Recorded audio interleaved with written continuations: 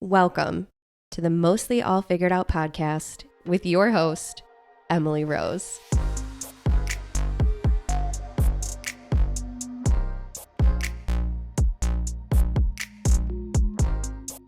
Regardless of the career field, the lifestyle, everyone is mostly figuring it all out. This podcast is where we pull back the veil of perfection and share true stories, experiences, encouragement, and of course failures, detailing how people just like you are making it all happen.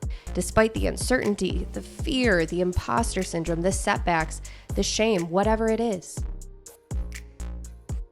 If you believe there is more for you than what your life looks like right now, you're in the right place. Let's figure out our next steps together. Now let's get into the episode.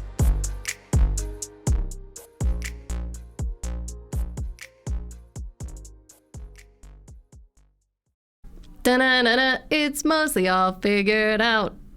She's running out of jingle ideas, but we're still here. It's mostly all figured out. I just tipped my top hat, but you can't see it. With your host, Emily Louie, yeah. I always have some kind of like jazz component to it, I realized. I usually do jazz hands. No one can see them, but... It's a good feature. They are there, so just imagine it, if you will. That was excellent. Thank you. Thank you so much. Everyone, we are in for a real treat today. I am back in the library. Back in the library again. We love being in the library. We love Jordan in the library. Shout out again to Jordan for once again saving the day. Jordan will one day be on the podcast when I am not last minute bailing on them. I meant to talk about this briefly just to give an ode to them and how this has plagued my heart since I did it. But we were supposed to have a practice Zoom interview, which I'm trying to learn, because I really do love, I was just saying to our guests today that I really do love recording at home as well. So I need to figure out the Zoom situation. And Jordan was going to help me do that as a tech wizard and brilliant genius and gift to all of us. But I ended up having to bail. It was a Sunday morning and it was difficult. There was a lot of things happening.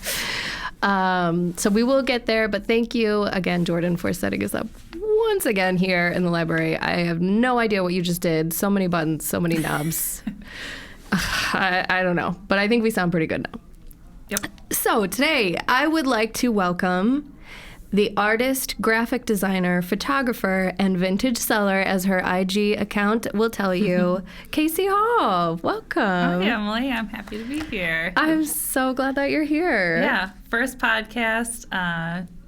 I'm excited. This is the best one I could ask to do for the first one. Oh, that's so nice. Thank you. Just nice and casual. I don't feel as much pressure, We're very low stress here. There is enough stress out there. In here, it's like, if we could have wine in the library, we would be having a glass of wine right now. That's exactly what I was just thinking. A glass of wine right now. Be good for the vibe. It really would. And you know what? Eventually, when I get the Zoom situation figured out, maybe it'll be a requirement that everyone come I like it. With a beverage. Casi and I met when I was working at Yelp because I did a very cool event at, correct me if I'm saying this right, I always feel like I say it wrong, Heareth House. Yes, I believe that's the correct way to pronounce it. I was saying it wrong for a really long time, too, but... I kept calling it, like, Haraeth House or something. I was calling it Hireth. Yeah, okay. It's hard. Until Megan corrected me. Okay, Megan, hopefully we're doing this right. If not, please do call me out.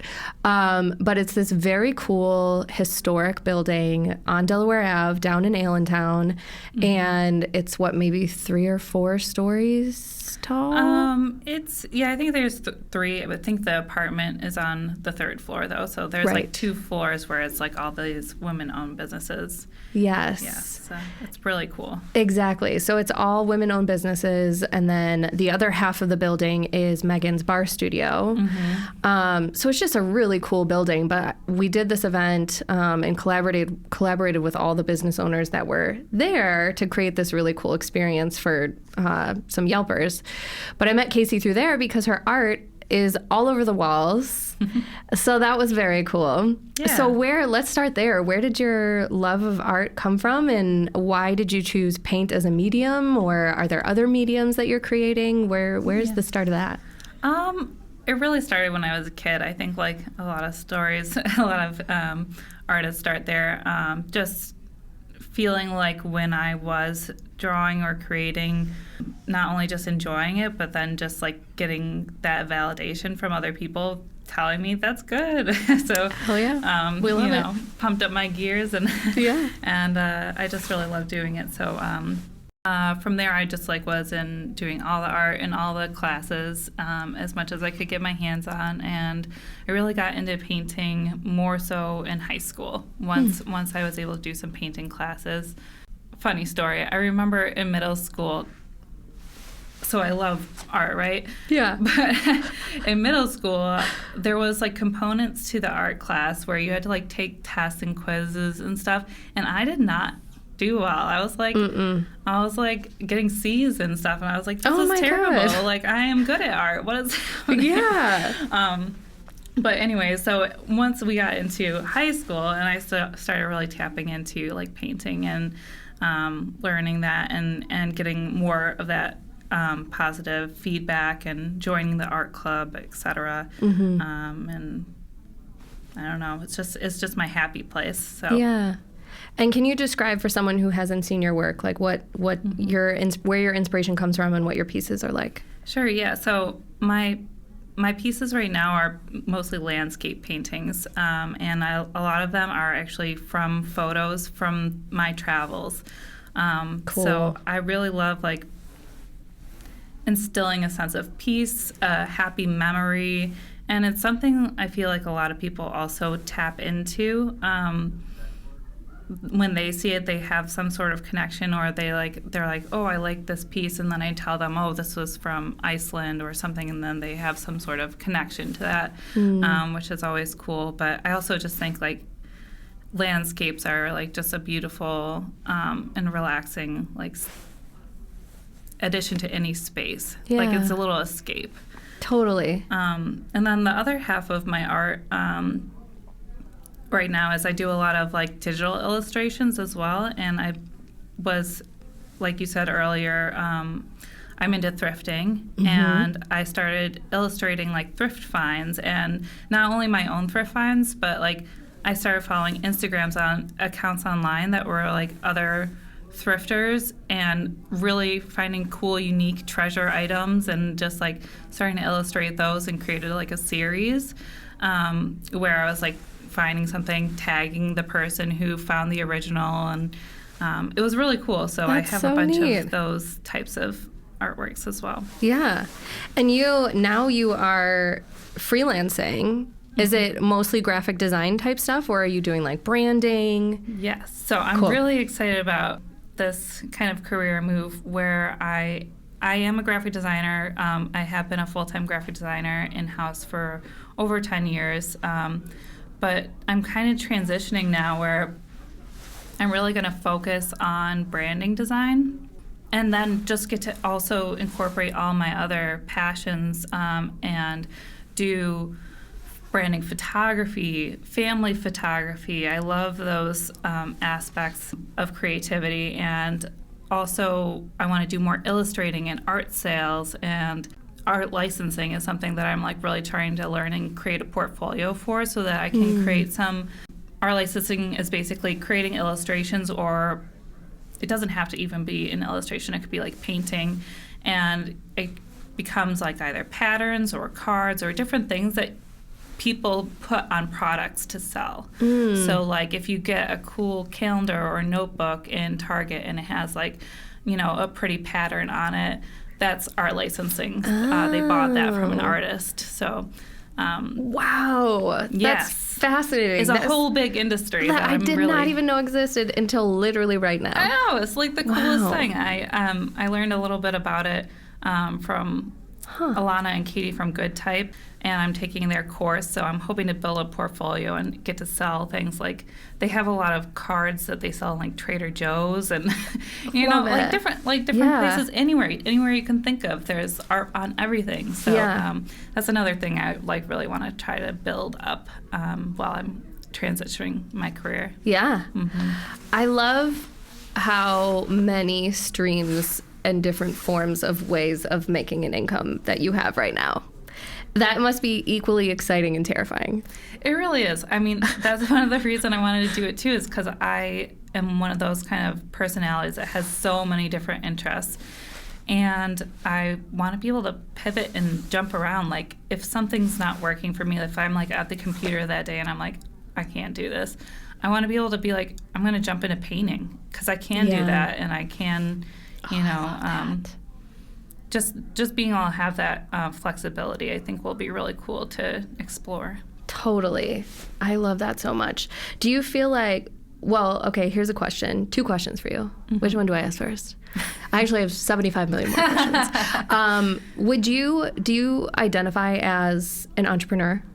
I do. Yeah. I do. I've always felt that as a part of me. Mm-hmm. And I have been, exploring that more in the past couple of years, just on the side, doing freelance jobs on the side, starting to sell my art on the side, that sort of thing. But I do really feel like I have that entrepreneurial mindset. And that's something that, is creative as well. Yeah, I agree. I think it's interesting because I find that sometimes really creative people would not identify as entrepreneurial, because they just think, well, I'm just making this stuff, and then... Well, there is a lot of people that are that way, that are just focused on their art and just want to do that, and a lot of times just for themselves. There's nothing wrong with that. That's wonderful. But I do think that there are a lot of creative people and artists that do identify with being entrepreneurial, and they do such cool things. I'm so inspired by these women I follow on Instagram and other places, but it's just so cool to see what people creatively come up with to share with the world and be able to sell, I guess. Speaking of that, so you brought up the women that you follow. It seems, I've noticed from seeing your posts and stuff, that you have definitely prioritized cultivating a group of other like-minded women who support each other. Can you talk a little bit about when you started prioritizing that, and what your community looks like, and how you found it? Yeah, I really love that question, because it's so true. I didn't even realize I was doing it, but I really do feel like at this point in my life and in my career, I've just been able to cultivate a group of women who really inspire me and encourage me and help me through. And that's part of the reason I felt like I can take this leap, this change in my career, because I do have such a great support network. So I'm not really sure how I did it, other than I'm what I call an introverted social person. I'm very social. I love connecting with other people, but I can have very introverted moments too. And I feel like I've just made friendships in my job. Some of those connections were Kristen Johnson, who I have worked with in the past when she was with the Buffalo Niagara Partnership. Someone like Rachel Herman, who I'm really good friends with. Just all these women who are really killing it in their careers and just supportive. And then other people who are also entrepreneurs. So the Hureth House that we mentioned earlier, there's so many different women there that I don't even know all of them at this point. There's some of them rotated out.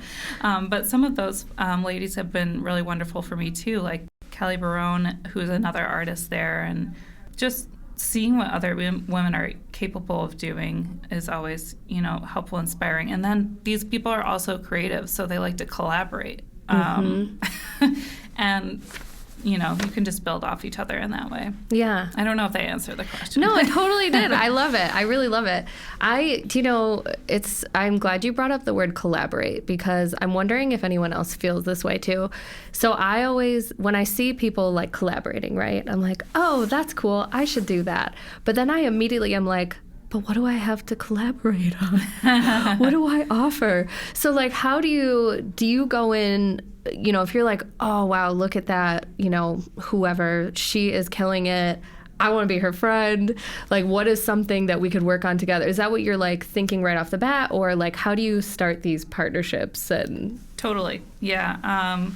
Either they come out organically, or it's something where like I just see something and I'm inspired by them, and I reach out and I say, let's do something. Like, let's do this. Or, there are ideas circling in my head right now that I'm like, I need to reach out to this person so that we can do something, because this could be really cool. So, yeah. Well, and that's another note. So you are doing freelance branding, graphic design, photography, all of it.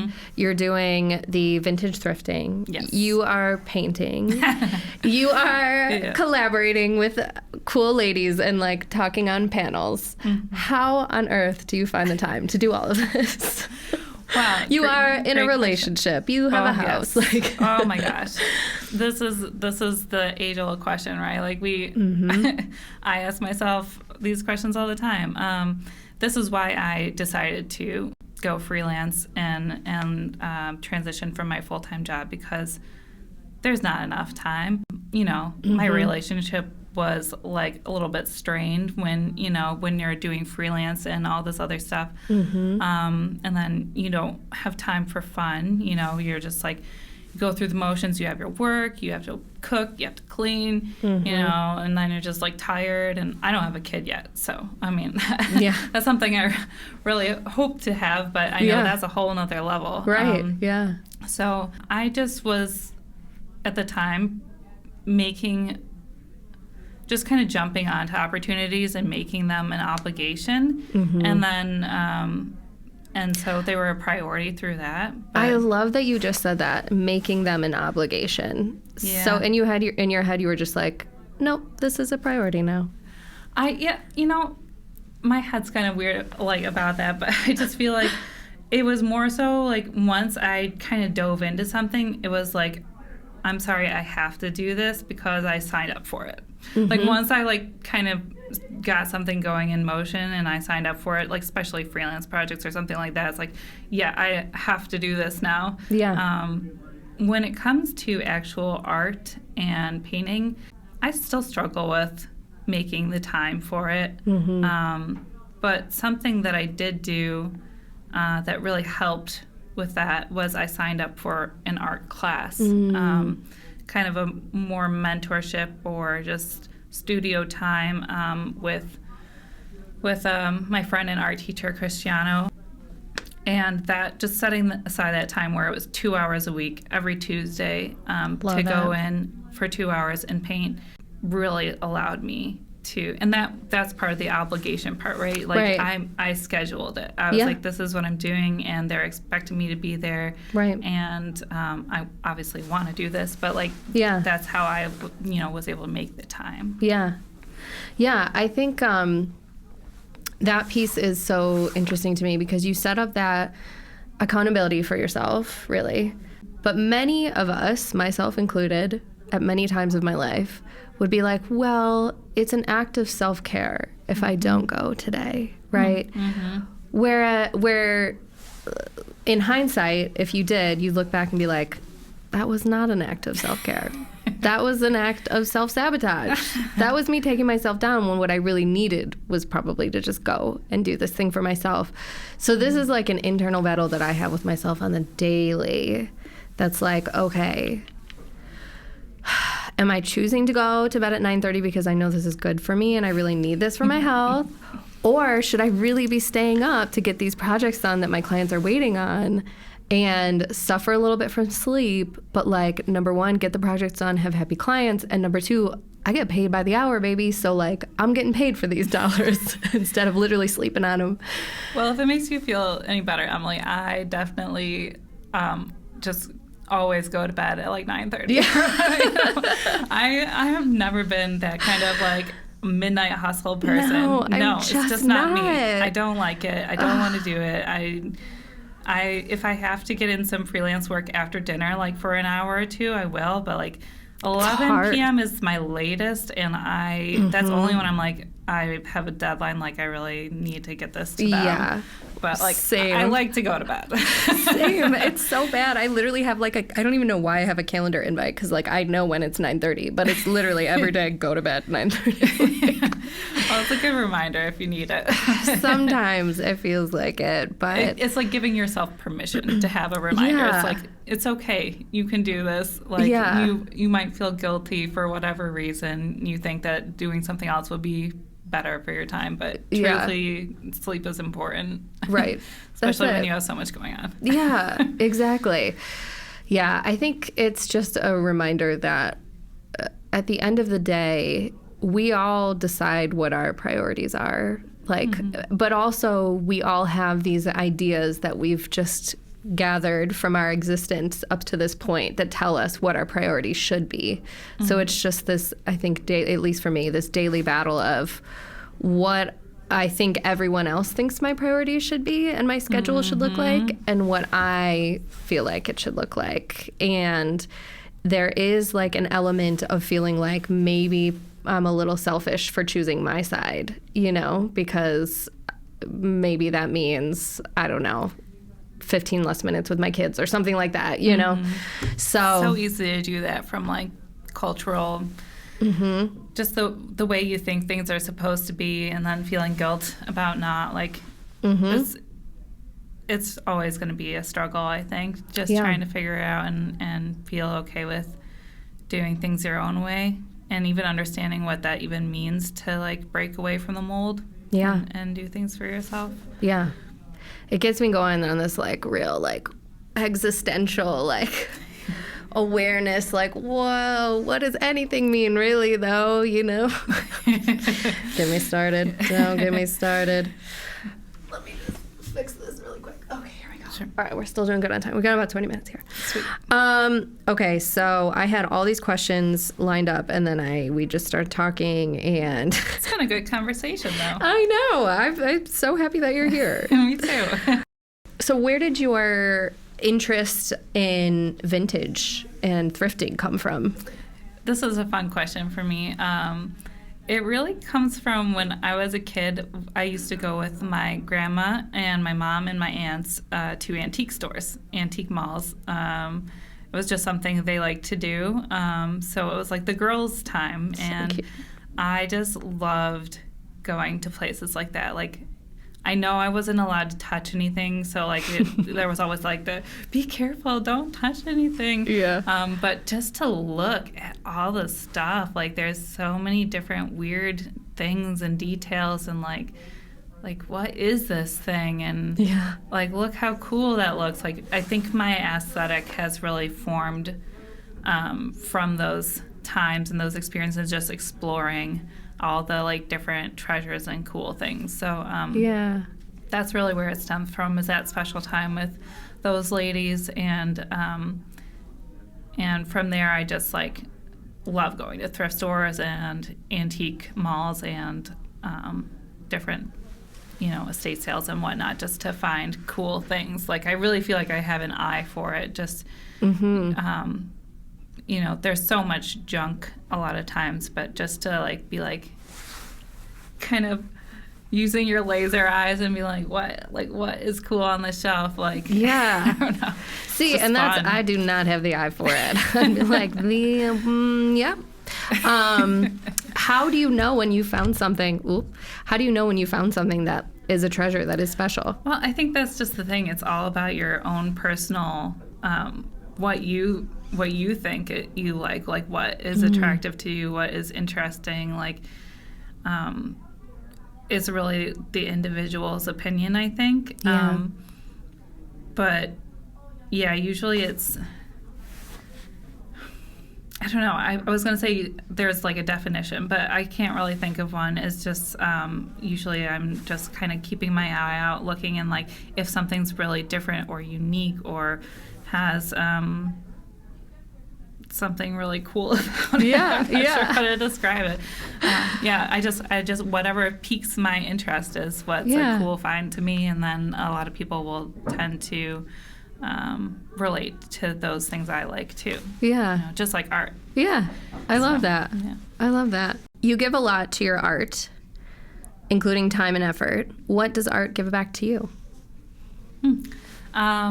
Yeah, that's a really good question. I'd say the main thing that art really gives to me is meditation. Just when I am sitting down to create, especially painting, there's just kind of a give and take of like me both zoning in on what I'm doing and also zoning out, and just like there's just a special space in my mind when I am painting or creating where like time could pass so fast and I don't even realize it, but I'm also focusing on the details, but I'm not really. I'm like, listening to music or listening to an audiobook or a podcast or something, and I'm just kind of like my hands are just going.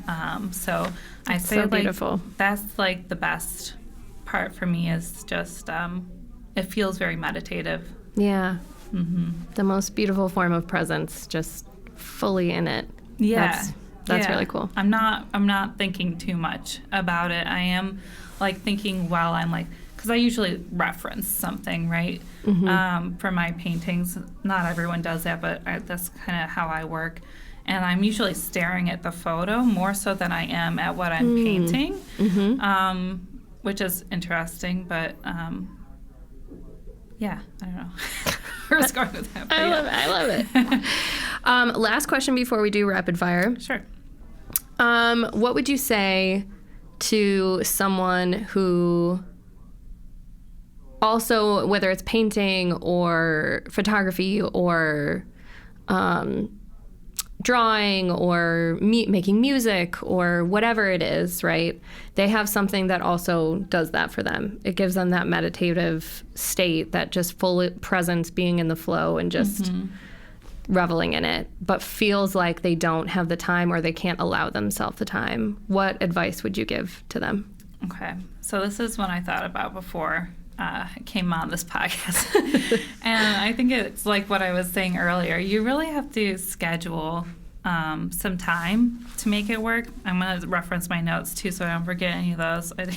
I love it. Yeah. So I have on here setting a date or a consistent time to work on something. And like one of those ideas is maybe you wake up first thing in the morning and you have something you want to work on. Second part of that is like you need to have a plan, kind of. You need to know what in general you are going to work on so that you're not like blank canvas, like when there's so many different possibilities that you're like, I like don't know what I'm going to do, and then just avoid it because it just seems like almost overwhelming when you have too many creative options. So limiting yourself, like putting a construct on it, like whether it be, okay, I'm going to draw with a pen right now and only a pen, or if it's like when I was doing the thrifted illustrations, I was like, okay, I've picked out a thrifted find that I think is cool, and I'm going to just work on illustrating this. So just having some sort of like construct will help. You make time for that and make it work, and then creating a cool space. Having a space where you feel comfortable going to work makes a big difference. I think totally if agree. you don't know, like just I heard you say on a podcast earlier that you light a candle, right? An intention candle. Like it's kind of like that. Just having like somewhere where you're like, this is where I'm going, this is what I'm doing. That gives you some like ability to really make it happen. And I love that. I think that was it. Oh, one more thing. You need to know that it matters, right? That it's a priority to you. Like that is, because I think a lot of times with art or things like that, you feel a certain level of guilt, right? I don't know why. I hate it. Why do you feel that way? Like, right. But it's true. Yeah. You feel like it's for you, that there's just some sort of level of guilt with making the time to do stuff like that. It's so weird. So just my art teacher said once with conviction, painting matters. And I still say that to him sometimes because it hits me. It hit me in a way where I was like, you know, you're right. This is important.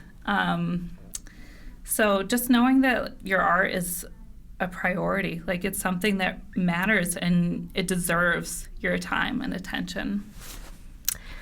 Well, this couldn't have ended it in a better way. That was so beautiful. Thank you. Now we get to shift gears and ask you some ridiculous questions. So, actually not too ridiculous. So I did cut it down. I had a lot. I had 11. We're now at 7. Okay, fun. Okay, so first question, nonprofit you love and support. Okay, so there's so many nonprofits I love, but the one that I'm currently involved in is Birchfield Penny Art Museum. I'm on a advisory committee with them right now, so volunteering my time with that to try and get people and more young people involved with all their programming and stuff. It's just a wonderful place, and I love being a part of a community, and especially an arts community. So yeah, that's a big one. What kind of, because I don't even know, what kind of programming do they have? I'm not the expert on the subject, but there is, they do have some painting classes. They have... and there's probably somewhere on the website where you can see like a list of... Oh, absolutely. Yeah, I would look that up. I'll tell you a little bit about the ideas that we have for the group coming up.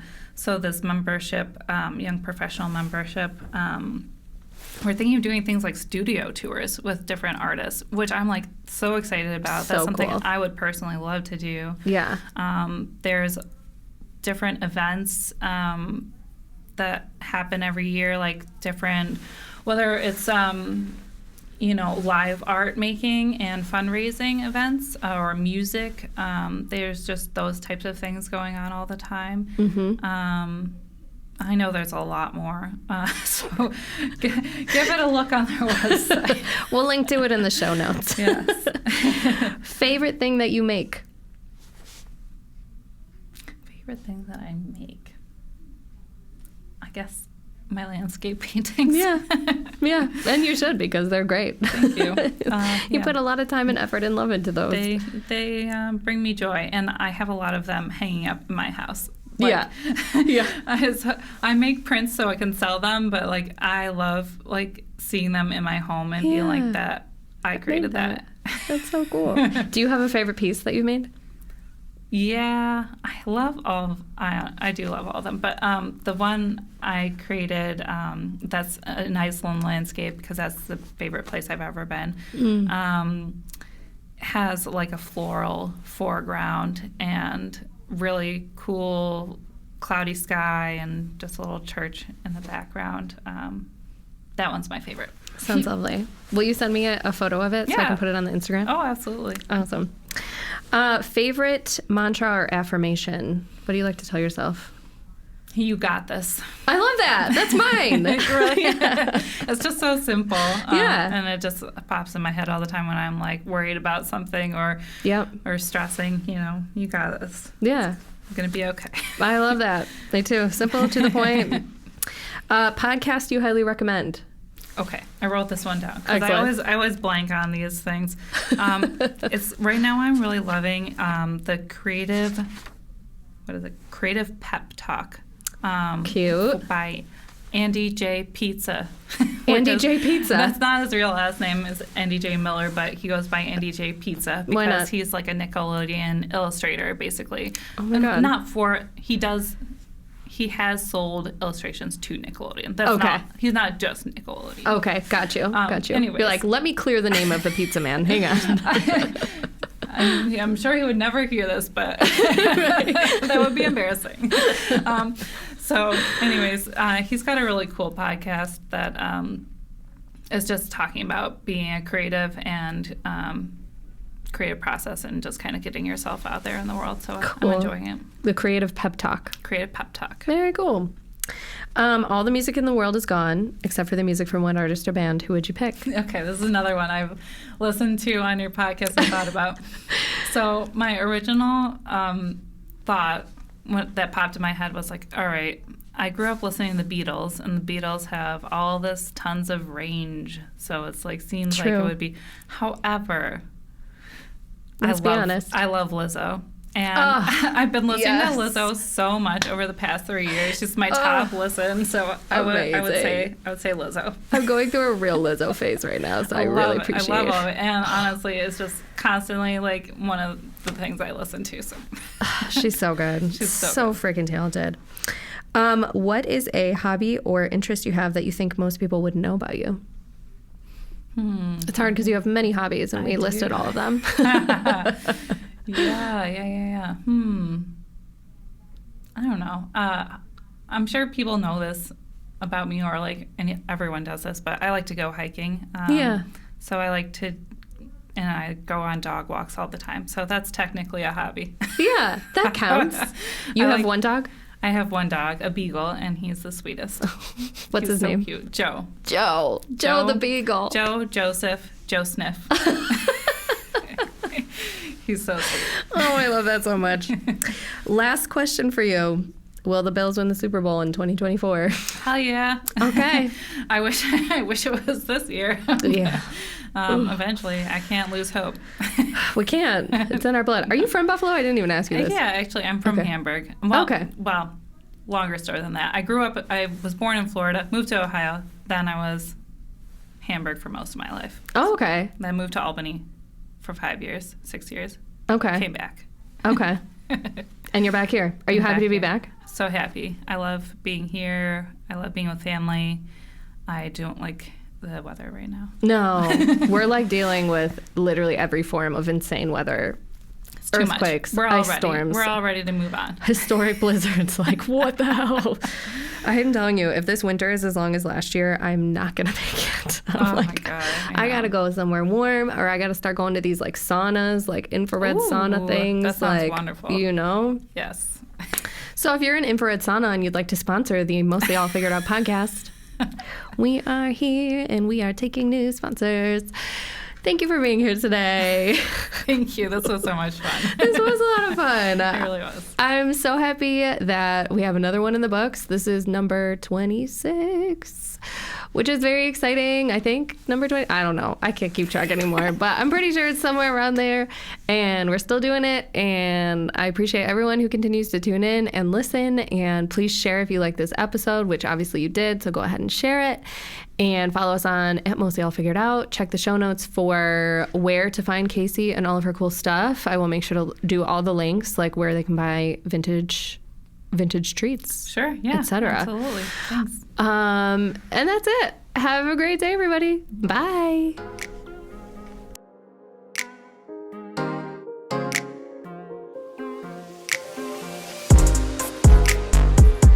If you enjoyed this episode, there's a few things you can do to really help your girl out. Please subscribe, rate the podcast, give me a little review. All those things really do help me in a lot of ways. And this year, I'm really trying to expand my reach. I'm trying to get this podcast in front of more people who might need it. My people, our people. So let's keep growing this beautiful community of nice people who are just trying to be their best selves. So if you know someone who might like it, please send them the link, share it in your stories, tag us, which is another thing you can do, actually. If you're not already, please follow us on Instagram @MostlyAllFiguredOut. I've actually been very good about posting new episodes every Friday, so you can see who is up. You can get some little previews, sneak previews with some sound bites that we post throughout the week. And it really helps, again, in expanding our reach a little bit and getting us out there in front of more people. So thank you for doing that. Thanks for listening. Thanks for supporting. Love ya.